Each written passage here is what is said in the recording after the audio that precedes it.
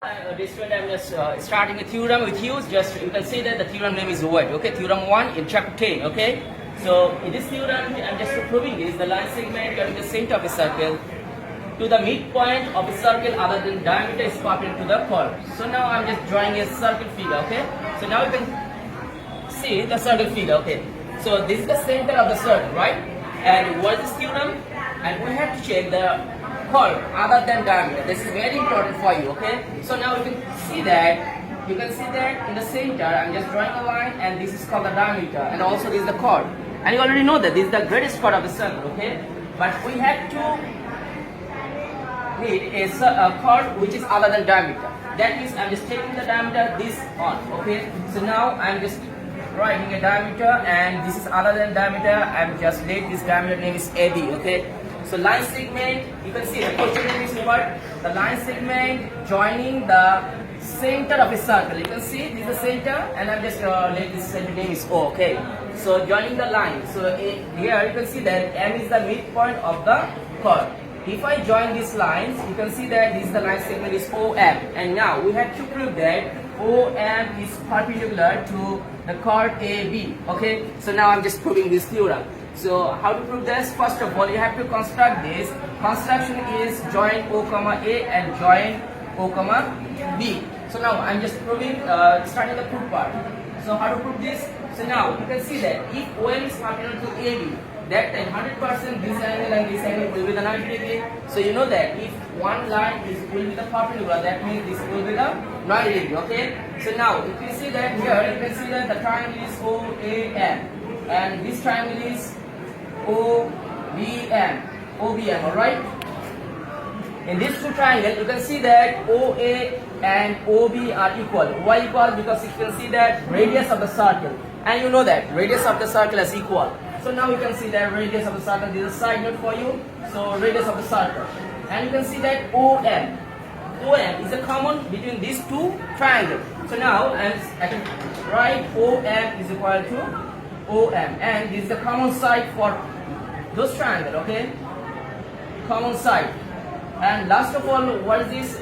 You can see that in the question I'm saying that M is the midpoint of the chord AB. That means you can write AM and BM are equal. So now I'm just writing AM is equal to BM. So what is the side note is M is the midpoint. M is the midpoint. So now you can see that side, side and side. You know that if three sides are equal, that means the triangle will be the congruence. Okay, so now I can say that triangle OAM congruence triangle OBM. And if congruence, that time I can say that this triangle, this angle, and this triangle, this angle are equal. Now we can write angle of OMA is equal to angle of OMB. And these are the first steps. And second step, I'm just finishing the theorem. Okay. So first step, what I've done now, we have to prove that OM. We have to prove that this is our proving part. Prove that OM is perpendicular to AB. And how to prove that? First of all, I'm just relating these two triangles. Okay. In this triangle and in this triangle. Now I'm just making congruence of the triangle. And how to making the congruence? You can see that OM is the common between two triangles. Here you can see that in this triangle OM side and in this triangle OM side. Also you can see that in this triangle OA and in this triangle OB are equal, because this is the radius part of the circle, and you know that radius of the circle are equal. Okay, and now you can see that M is the midpoint of the chord AB. That means AM and BM are equal. You understand that? So now second part is, now we have to prove the perpendicular. So now you know that one straight angle is equal to how much degree? 180 degree. So now you can see that AMB, angle of AMB is equal to 180 degree. Because one straight angle, you can give the side note, one straight angle, okay. So now AMB, this is the full angle. If I can write AMB as OMA plus OMB. So now I'm just writing OMA plus angle of OMB is equal to 180 degree. Understand that? So now I can write OMA plus, you know that I already proved that OMA and OMB are equal.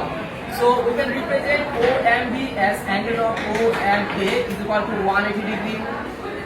So here you can give the side note, angle as angle of OMA is equal to angle of OMB.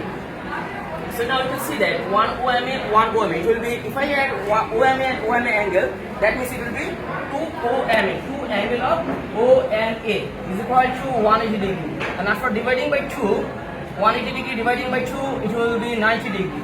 So now OM is equal to 90 degree, and you can see that OMA and OMB are equal. As OMA is equal to 90 degree, that means we can write angle of OMA is equal to angle of OMB, both are 90 degree. And now this the proof is done. You can see that OMA, this angle 90 degree, OMB, this angle 90 degree. There should be must be OM is perpendicular to AB. Now you can see that we can say that OM is perpendicular to AB.